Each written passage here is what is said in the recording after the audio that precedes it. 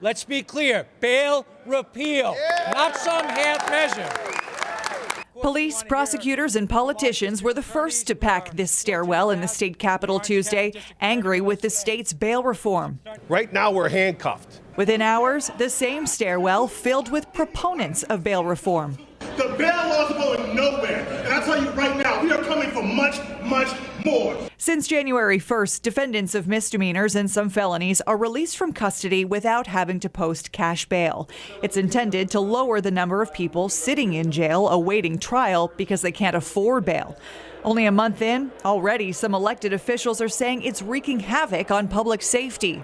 Even in my county, our law enforcement has been threatened by people there knowing that they could get away with it with just a piece of paper and be out the next day. Erie County District Attorney John Flynn has been doing his own version of bail reform for more than a year and says since September 2018, the number of people sitting in jail while they await trial is down 60%.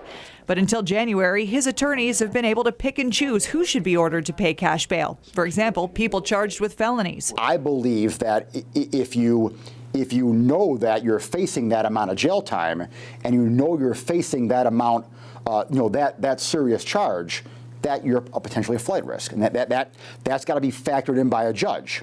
And now, under the new law, it's not. That's a problem. But unlike his colleagues in Albany, Flynn does not want a full repeal of bail reform. I'm not advocating that it swings back all the way to the way it was, all right?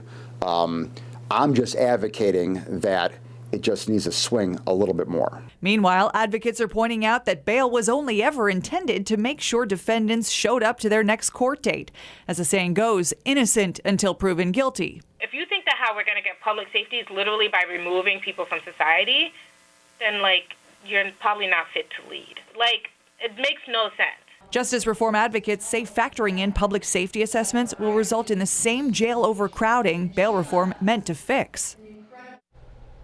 Well, Flynn says he is lobbying elected officials now to figure out how to shift that pendulum more towards the middle. He wants to see charges like vehicular manslaughter and Class A drug felonies to be added to that list of crimes that would require a cash bail.